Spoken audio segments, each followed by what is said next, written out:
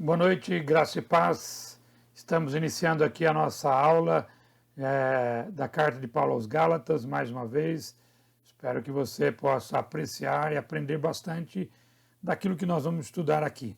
Pega a sua Bíblia, pega o seu caderno, sua caneta para fazer as anotações e vamos em frente. Vamos orar pedindo a bênção e a direção do Senhor. Senhor, muito obrigado, Deus, por esse dia, obrigado por essa noite de podermos juntos estudarmos a Tua Palavra. Peço a Deus a Tua bênção, o Teu socorro para cada um e que o Senhor dê sabedoria para nós, podemos entender um pouco mais dessa carta fantástica, a carta de Paulo aos Gálatas. Nos ajude, nos abençoe, é a oração que fazemos e fazemos juntos. Em nome de Jesus. Amém. Amém? Estou pegando aqui a minha Bíblia, já está aqui na minha mão, espero que você abra aí. Nós estamos em Gálatas capítulo 3, né? Aliás, nós estamos falando sobre os argumentos do Evangelho puro que o apóstolo Paulo faz na carta capítulo 3 e capítulo 4. Nós já vimos o argumento da experiência pessoal, né? Ele apela aos cristãos da Galácia sobre a experiência que eles já tiveram com o Evangelho. Ele usa o argumento da experiência de Abraão, o maior personagem de maior respeito da história judaica, né? O Abraão. Então ele fala sobre Abraão, sobre como que Abraão foi justificado. Nós vimos também o argumento também muito importante, o argumento baseado na lei, que é o que nós inclusive estamos estudando, porque é bem longo esse argumento, né? Ele fala que nós fomos libertos da maldição da lei, né? E é fator importante. Ele diz também da lei que a lei não invalida a promessa, né? Fala da promessa de Deus e também do verdadeiro propósito da lei, que nós terminamos justamente essa parte desse argumento da lei, desde os versículos 19 até o versículo 22, certo? Então eu espero que você possa nos acompanhar agora na continuidade dos argumentos que nós estamos estudando, tá certo? Então, nós já fomos até o versículo 22 do capítulo 3. E ainda falando do argumento da lei, baseado na lei, depois de falar sobre liberto da maldição da lei, a lei não invalida a promessa e o verdadeiro propósito da lei. Agora, ainda falando sobre isso, nós vamos falar sobre a filiação que vem através da fé e não da lei. Vamos acompanhar no capítulo 3, versículos 23, nós vamos até o capítulo 4, versículo 7, mas vamos passo a passo, você vai poder experimentando e a gente acompanhando versículo após versículo, tá bom? Capítulo 3, abra aí a sua Bíblia, na carta de Paulo aos Gálatas, capítulo 3, versículo 23, diz assim as Escrituras. De novo, nós vamos falar sobre a filiação que vem pela fé, certo? Através da fé. O filho da escrava nasceu de modo natural. Opa, estou no capítulo 4, desculpa. Capítulo 3, tá bom? Verso 23. Antes que viesse essa fé, estávamos debaixo da custódia, nela encerrados, até que a fé que haveria de vir fosse revelada. Ou seja, ele fala que antes que viesse a fé, ou seja, antes da fé ser centralizada na pessoa de Cristo, ele está se referindo justamente à época iniciada com a vida, morte, sepultamento, ressurreição do nosso Senhor Jesus Cristo. Ou seja, a vinda da fé cristã pôs fim justamente à função da lei, né, em seu papel de guardiã, de protetora da verdade, não é? Então, está dizendo que quando veio a fé, foi encerrada aquele período da lei. Olha o versículo 24. Assim, a lei foi o nosso tutor até Cristo, para que fôssemos justificados pela fé. Então, a lei foi o nosso tutor. Tem uma outra versão que diz que a lei serviu de aio, né? Aio ou tutor no grego, no original grego, é pedagogos, que a gente conhece a palavra que vem de pedagogia ou pedagogo, né? Ou seja, o orientador da criança. o tutor, o guardião, o guia. Era um personagem muito conhecido na cultura judaica daquela época. O aio ou tutor era um escravo ou empregado da família, né? A gente pode chamar de empregado da família dentro da cultura grega também, porque lembrando que a Galácia estava dentro de uma cultura greco-romana, né? Pensamento grego, governo romano.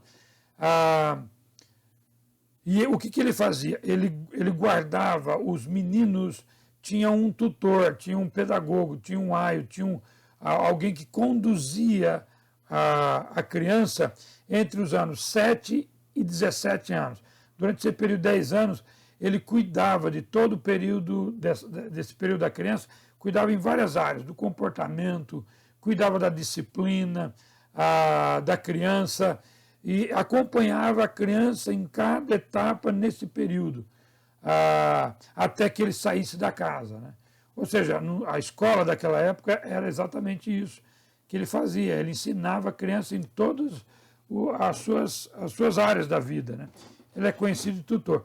Então, o Espírito Santo usa esse personagem para que o judeu pudesse entender.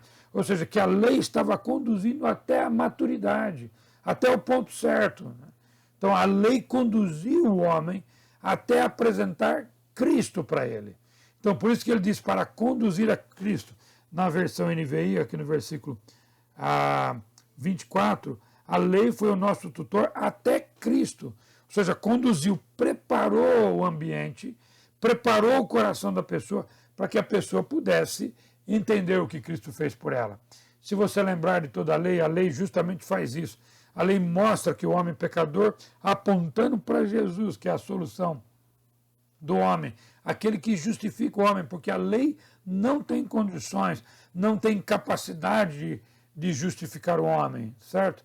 O único que pode fazer isso é Cristo. Por isso que ele nos conduz a Cristo e nos deixa nas mãos do Senhor, nas mãos de Cristo. Olha o verso 25 aqui. Agora, porém, tendo chegado à fé, já não estamos mais no controle do tutor, ou seja, no controle da lei. Ou seja, esse verso é uma conclusão, tendo vindo pela fé. Ou seja, estamos caminhando, né, caminhando pelo tutor da lei, daquilo, chegou naquele ponto, agora nós caminhamos pela fé. Agora, porém, tendo chegado à fé, nós não estamos mais. Tendo agora vindo à fé, tendo chegado à fé. A fé, ou seja, a fé em Cristo, né? E a fé que tem Jesus com o seu objeto. Jesus é o objeto da fé. Ou seja, nos apresentou Cristo. Então nos deixa livre daquele tutor, nos deixa livre daquele aio, nos deixa livre daquele pedagogo ou pedagogos, ou seja, aquele que conduz. Porque a lei tem um fim. O fim da lei se chama Jesus Cristo. Então, a partir do versículo 26 até o verso 29, que nós vamos ler agora, Paulo então discorre sobre a nova posição do crente em Cristo Jesus. Olha o verso 26, acompanha comigo aqui. Verso 26. Todos vocês são filhos de Deus mediante a fé em Cristo Jesus. Então agora ele começa a mudar e mostrar agora que todos vós, não há exceção. É interessante a mudança que Paulo faz aqui, de nós para vós, né? Até então Paulo falava aos judeus, dos que estavam debaixo da lei, dos que estavam debaixo da condução da lei, e ele se inclui neste grupo, né? Agora ele passa a falar dos judeus também, mas principalmente aos gentios, que estavam naquele grupo de ouvintes daquilo que Paulo estava querendo dizer. Então, todos são bem recebidos à família de Deus. Não há exceção, não há separação aqui. Tanto judeus como gentios, todos são recebidos à família de Deus mediante a fé em Cristo Jesus. Filhos adultos, não mais debaixo do aio. Então, só para você entender agora, né, o que Paulo estava querendo dizer. Um judeu, aqui no mundo greco-romano, que entendia muito bem, um judeu, quando ele estava debaixo da lei, quando chegou Cristo, ele se tornou maioridade. Na cultura era exatamente isso. Do ano de 7 a 17 anos, tinha o tutor, que conduzia, que ensinava, que conduzia em todos os conhecimentos. Quando ele chegava à maioridade, ele era, então, agora um filho adulto. Ele era um filho que tinha direitos e deveres dentro da família. Então, ele podia ser conduzido, porque ele foi orientado. Então, agora, a lei nos conduziu a Cristo. Quando nós cremos em Cristo, nós somos filhos de Deus, com todos os direitos e deveres que nós temos na família de Deus. É isso que ele está querendo ensinar aqui para mim e para você. Olha o verso 27. Pois os que em Cristo foram batizados, de Cristo se revestiram. Batizados em Cristo. Este batismo mencionado aqui por Paulo, não era o batismo com água, que o judeu já praticava, porque era uma prática comum do judeu. Não era o batismo com água, mas sim um batismo espiritual. Aquela obra do Espírito Santo que nos une a Cristo, que nos une ao Senhor. A mesma que está escrito em 1 Coríntios capítulo 12, versículo 13, que eu vou ler para você. O batismo era o sinal de entrada em um novo estilo de vida, em uma nova formação. Essa formação é o corpo de Cristo, né? Fomos introduzidos no corpo de Cristo. Olha o que diz 1 Coríntios capítulo 12, versículo 13, que é o mesmo batismo espiritual aqui que o apóstolo Paulo está dizendo aos Gálatas. Capítulo 12, versículo... Eu vou ler o verso 12 e o verso 13, tá bom? Ora, assim como o corpo é uma unidade, embora tenha muitos membros e todos os membros, sendo muitos, formam um só corpo, assim também com respeito a Cristo. Pois, presta atenção, pois em um só corpo todos nós fomos batizados em um espírito, quer judeus, quer gregos, quer escravos, quer livres, e a todos nós foi dado de beber de um único espírito. Então, quando nós somos batizados, que ele está dizendo aqui em Gálatas, fomos batizados formando um corpo, agora somos membros do corpo. E aqui em Gálatas ele fala que todos nós fomos batizados em um corpo, quer judeus, quer gregos. Todos nós fazemos parte da mesma família, do mesmo corpo, através desse batismo espiritual. E não é o batismo com água aqui, certo? É o batismo espiritual, que ele está dizendo aqui no versículo 27, que nós acabamos de ler. Então aqui é o batismo de uma união, que nós fomos unidos em Cristo. Olha o verso 27, que ainda ele diz aqui, que é interessante, né? Que ele diz que em Cristo fomos batizados e de Cristo se revestiram. Não é? Então nós fomos batizados em Cristo, fomos revestidos de Cristo, né? Significa manifestar as qualidades de Cristo em nós. Aqueles que se revestem de Cristo, aqueles que conhecem a Cristo, se revestem de Cristo, não podem mais fazer outra coisa a não ser agir de acordo com o Espírito Santo. E o Espírito Santo tem o interesse de mostrar às pessoas, através de nós, a pessoa de Cristo, porque nós fomos revestidos dele. Verso 28, mais uma ênfase aqui importante. Verso 28. Não há judeu, nem grego, escravo, nem livre, homem nem mulher, pois todos são um em Cristo. Então ele continua dando ênfase aqui para nós sobre a nossa unidade. Nós somos um em Cristo. No momento em que a pessoa deposita a sua fé no Senhor Jesus Cristo, isso é um comentário interessante de um homem que escreveu um livro chamado Trevor McCall, né? E ele escreveu, ele colocou, no momento em que a pessoa deposita, ela crê em Jesus como seu Salvador, a sua fé é direcionada a Cristo Jesus tão somente, o Espírito Santo o batiza, colocando nesse novo corpo, colocando no corpo de Cristo, que é a igreja. Então, por isso, como membros do corpo de Cristo, como membros desse corpo, nós não somos mais nem judeus, nem gentios, nem brasileiros, nem americanos, nem argentinos, nem australianos, né, ou de qualquer outra nacionalidade. Né? Nós somos todos um em Cristo Jesus. Nós somos irmãos, todos aqueles que depositaram a sua fé em Cristo Jesus. Nós pertencemos ao mesmo corpo. Esse corpo se chama a a igreja. Em Cristo não há barreiras. Em Cristo não há separação. Em Cristo não há sexo, homem ou mulher. Não há cor, seja a cor que for. Não há cultura, não há língua, não há distinção racial, não há graus de entendimento de sabedoria humana, não há condições financeiras socioeconômicas. Em Cristo nós todos somos um. A filiação envolve a unidade, a unidade em Cristo Jesus, a unidade que nós todos temos em Cristo, não importa quem a pessoa seja. E olha o verso 29 aqui, que é interessante, terminando o capítulo 3, né? E se vocês são de Cristo, são descendentes de Abraão e herdeiros segundo a promessa. Olha só, 2 pontos importantes que ele diz aqui, né? Sois de Cristo. Então, se somos de Cristo, significa que pertencemos a Ele e, portanto, entramos na mesma herança promessa feita para Abraão. Ou seja, nós somos da família de Abraão, né? Somos herdeiros de Cristo. Não significa que o Cristo recebe a promessa da terra feita para Abraão, mas sim que ele participa das bênçãos espirituais da justificação através da fé em Cristo Jesus, que inclui todos os aspectos da vida cristã, tanto na vida presente como na futura. Ou seja, nós somos herdeiros de Cristo, herdeiros da promessa que temos a vida eterna, mas também das características de uma vida cristã sadia que todos nós temos que ter e vivê-la exatamente nisso.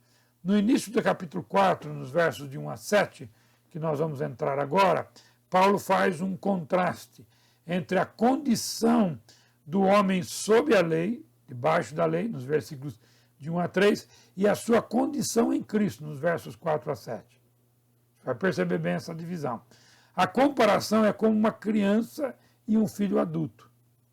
A figura é do filho, né, de um pai rico, não é? E o pai tem determinado entregar o controle da sua riqueza, o controle das suas posses, né, ao filho tão logo ele alcança a maturidade, a maioridade. Então ele passa por aquele processo que tem um tutor. Quando ele chega à maturidade, a maioridade, o pai lhe entrega o controle das riquezas dele. Presta atenção que isso aqui é formidável. É um ensino maravilhoso para mim e para você. Eu espero que você possa acompanhar, entender e absorver esse ensino fantástico que nós vamos ver agora, tá bom? Versos de 1 a 3. Acompanhe comigo a leitura que eu farei. Acompanha comigo. Capítulo 4, ó. Passamos na metade. Na metade da carta aos Gálatas, né? Digo, porém, que quando o herdeiro é menor de idade, em nada difere do escravo, embora seja dono de tudo. No entanto, se ele está sujeito a guardiães e administradores até o tempo determinado por seu pai, assim também nós, quando éramos menores, estávamos escravizados aos princípios elementares do mundo. Então, Paulo fala durante um período, né, em que o herdeiro era menor. Então, ele está falando de uma coisa que todo judeu e todo grego que estava ouvindo, gentil que estava ouvindo lá, podia entender. Quando ele é menor, por que ele não distingue do escravo? Porque ele não pode fazer o que ele quer. Ele não podia pegar uma propriedade do pai e fazer o que ele quiser com a propriedade. Ele não tinha nem direito disso. Ele só passa a ter direitos a partir da maioridade. Então, está dizendo que enquanto estava na lei, falando diretamente, inclusive, para os judeus aqui, né, vocês estavam aguardando vocês se tornarem maioridade. Vocês estavam ali como criança, aguardando a promessa ser cumprida. Então, aqui Paulo está se referindo à idade menor, como a gente percebeu aqui no texto. Então, é a palavra usada literalmente para criança, quando ele fala idade menor. Então, representa, como eu disse, uma pessoa que precisa ficar sob proteção, sem direito de fazer o que ele quer, né? Então, a criança, Por isso que ele diz que nada difere do escravo. Agora, olha o verso 2. Como eu li aqui para vocês. No entanto, ele está sujeito a guardiões, administradores. É o mesmo que nós citamos agora há pouco, o pedagogo, né? Que era o guardião. Né? Então, esse termo é bem conhecido do povo e todo mundo sabia do que ele estava dizendo. Então, pode representar aqueles que eram responsáveis pelo menor, né, antes da sua maioridade. E era responsável pelos bens também desse menor. Então, o tutor era encarregado, esse homem era encarregado pela educação, como eu disse, pela criação, por tudo aquilo que era para aquela criança. Então, até chegar o ponto, ele era o curador, administrava tudo, até chegar o ponto que ele podia fazer. Então, essa era uma legislação, de acordo com a legislação grega, né? O romana, os jovens menores de idade ficavam sob os cuidados até que ele alcançasse a maioridade após os 17 anos, tá bom? Olha o verso 3, ele faz a comparação agora. Assim também nós, quando éramos menores, estávamos escravos, né? Quando éramos menores, estávamos escravizados aos princípios elementares desse mundo. Então, ele está fazendo uma comparação. Paulo se refere a todos os crentes, judeu e gentil. Os dias que aos judeus. Os dias que vivemos nos rudimentos desse mundo, e agora incluindo os gentios aqui, né? Ou infância, foi o período de controle da lei. O que ele está dizendo? Rudimentos pode ser para os judeus, né? Eram cerimônias legais que tinham lá para o judeu fazer, segundo a lei, e para os gentios os ritos do paganismo. Achavam que estavam fazendo a coisa correta, mas não estavam. Agora, meu querido irmão, esse versículo 4 você devia decorar, gravar, certo? Olha o verso 4, grava o verso 4 do capítulo 4. Mas quando chegou a plenitude do tempo, Deus enviou seu filho, nascido de mulher, nascido debaixo da lei. Quando veio a plenitude do tempo, corresponde ao tempo determinado pelo Pai, por Deus. Deus preparou o mundo para esse momento específico. E como que eu digo que ele preparou o mundo? Ele preparou o mundo. Você pode ter certeza, não dá tempo para a gente falar tudo aqui, mas ele usou o povo romano, ele usou os gregos, ele usou os judeus para preparar o ambiente para o advento, para a chegada do Cristo, para o advento do cristianismo, para a vinda de Jesus. É específica na história daquela época, né? Podemos ver que era o momento exato, momento certo, não podia ser nem antes nem depois. As condições políticas, as condições morais, as condições religiosas, estava realmente um caos. Mas, ao mesmo tempo, todo aquele momento estava arquitetado por Deus para a chegada de Cristo. Deus enviou o seu Filho como? Ele diz aqui, nascido de mulher. Né? Essa é uma declaração autêntica da humanidade de Cristo, porém também fazendo alusão à promessa feita em Gênesis capítulo 3, versículo 15, que o Salvador viria da descendência da mulher, mas também dizendo aqui da humanidade dele. Né? Quando ele fala nascido debaixo da lei, né? Foi um judeu, ele nasceu no mundo judaico, ele era um judeu, né? Tinha cidadania romana, porque, ele tinha cidadania totalmente judaica, mas ele conhecia o Império Romano daquela época, porque ele foi criado no Império Greco-Romano. Mas nascido debaixo da lei, ele tinha todos os conhecimentos da lei. Foi criado dentro de todas as exigências, que a lei tinha naquela época. E os seus pais o criaram.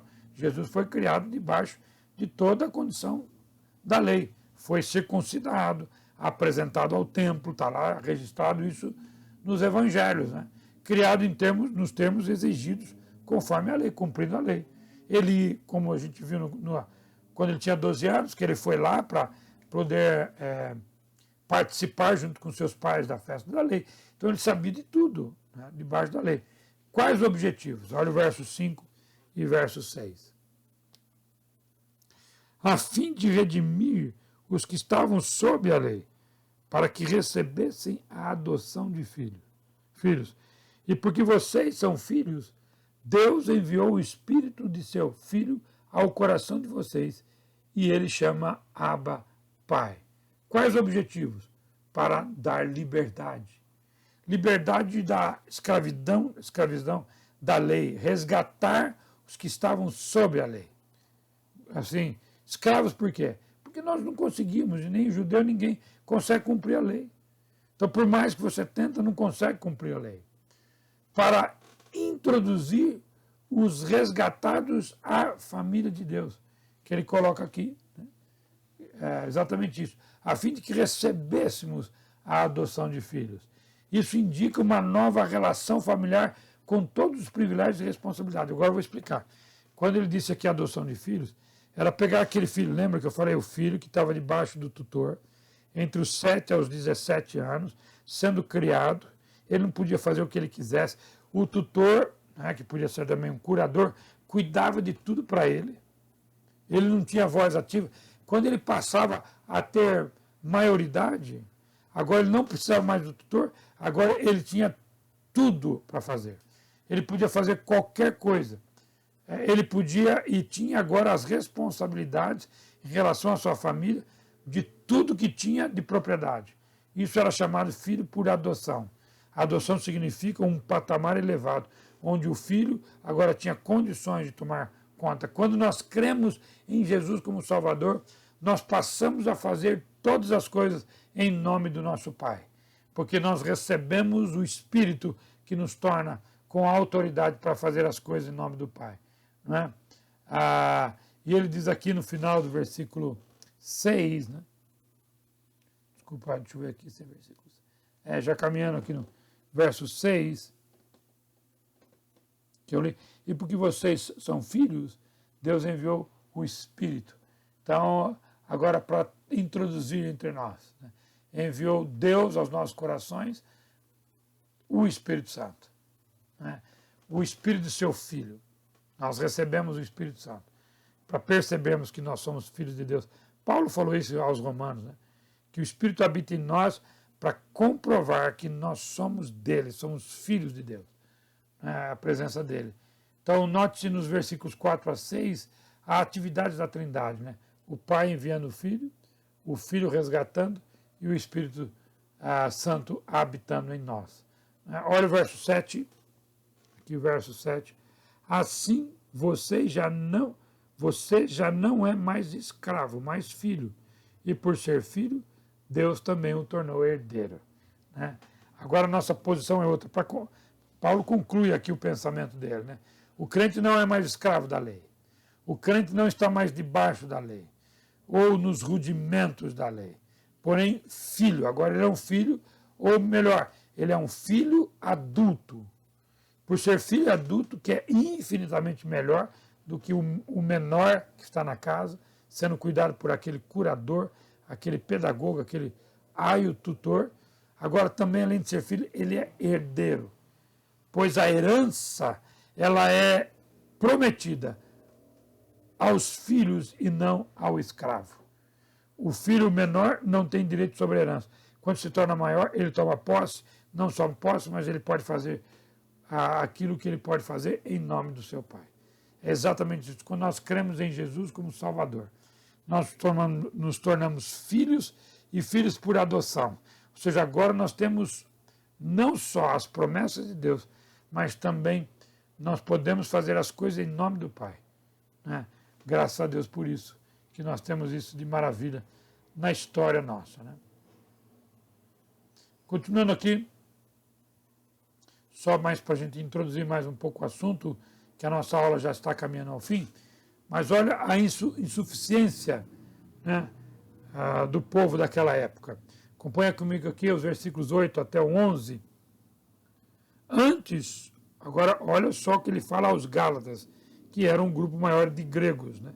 Antes, quando vocês não conheciam a Deus, certamente falando aos gregos, aos gentios, eram escravos daquele que por natureza não são deuses. Mas agora vocês conhecem a Deus, ou melhor, sendo por ele conhecidos, como é que estão voltando àqueles mesmos princípios elementares fracos e sem poder. Querem ser escravizados por eles outra vez? Vocês estão observando dias especiais, meses, ocasiões específicas e anos. Temo que os meus esforços por vocês tenham sido inúteis. Olha o que Paulo está dizendo aqui. Antes da sua conversão, os Gálatas, está dizendo, esses versículos aqui tratam da loucura, né? De pôr novamente escravidão. Então, antes deles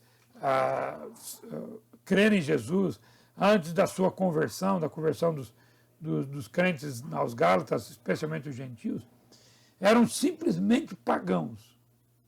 Eram simplesmente aqueles que adoravam ídolos. Tal conduta era compreensível, né? Porque naquele tempo eles não conheciam a verdade, eles não conheciam Deus, eles não conheciam o Salvador, eles eram escravos dos deuses, agora estavam procurando outra espécie de escravidão, escravidão da lei, falando para os gentios, vocês estão saindo da escravidão do paganismo de Deus para a escravidão da lei? Depois de uma experiência tão profunda, conhecendo ou sendo conhecido por Deus, como o texto sagrado diz, eles estavam voltando à prática antiga. Ele está dizendo, não façam um negócio desse. Estavam voltando aos rudimentos fracos, como ele chama aqui, fracos e pobres. Fracos porque são impotentes, não têm condições para resgatar o homem. Pobres porque não pode aumentar a riqueza espiritual, não pode dar riqueza espiritual, né, àqueles que são herdeiros. Então, o verso 10, que é muito importante que nós lemos aqui, ele diz, vocês estão observando dias especiais. Né? Este versículo é melhor entendido se considerarmos como uma referência à observância, talvez a ritos judaicos também. Então, o gentio, querendo voltar já são escravos de pagãos, querem ir para o judaísmo, ser escravo da lei, vocês estão observando, conhecendo, observando coisas aqui, considerando coisas que não têm valor nenhum, é certamente uma referência às observâncias dos rituais judaicos, né? Como o sábado, as estações, principalmente algumas festas que eles tinham. Mas ele diz aqui no versículo 11, temo que os meus esforços tenham se tornado inúteis. Esse versículo é melhor entendido se considerarmos como uma referência esse versículo é melhor entendido se entender como um desabafo, né? Essa expressão não é referente à perda da salvação, né? Mas no desenvolvimento espiritual deles. Como que eles vão se desenvolver espiritual se estão confiando na lei? Paulo temia que esse apego ao legalismo continuasse. Estão preocupados em cumprir a lei e não viver pela graça maravilhosa do Senhor, né? Então, aqui para aqui os argumentos envolvendo a lei, mas nós temos mais um argumento, é o argumento da receptividade anterior, que nós vamos ver do capítulo 4, do versículo 12 até o 20, não hoje, porque hoje não dá tempo, mas eu espero que você tenha entendido que o apóstolo Paulo está tentando mostrar para os Gálatas que guardar a lei não vai ajudar, não vai dar vida espiritual, né? Mas o que vai fazer isso é sua fé em Cristo. Se você é judeu, se você é gentil, né, não importa, você precisa entender que você precisa crer em Jesus. Ele está dizendo para todas as nações, de qualquer época, que a única forma de ter vida espiritual é através de Jesus Cristo. É isso que ele está dizendo para mim e para você. Espero que você tenha acompanhado e apreciado a aula de hoje. Amém? Muito bem, vamos orar e agradecer a Deus? Vamos. Senhor, muito obrigado, Deus, por essa parte da carta de Paulo aos Gálatas. Obrigado, Deus, por aquilo que o Senhor nos ensinou e nos ajude a lembrar sempre disso, ó Pai. Que tudo aquilo que nós temos e somos é por causa de Jesus. Que o Senhor que morreu na cruz do Calvário e pagou o preço do nosso pecado. Obrigado por isso, ó Deus, e obrigado, Deus, porque agora somos filhos e podemos viver junto com o Pai, em comunhão com o Pai, e experimentar todas as bênçãos e aguardar até aquele dia que nós estaremos contigo. Enquanto isso, fazemos a tua obra aqui e a fazemos no teu nome, no nome de Jesus. Nos ajude a entender isso, ó Pai Santo. Muito obrigado por esse tempo aqui. Nós te oramos e agradecemos e oramos juntos, em nome de Jesus. Amém. Amém? Muito obrigado, Deus abençoe a cada um. Próxima segunda-feira estaremos aqui para estudar a palavra do Senhor. Amém? Tchau para todos e um beijo no coração de cada um. Até a próxima. Tchau.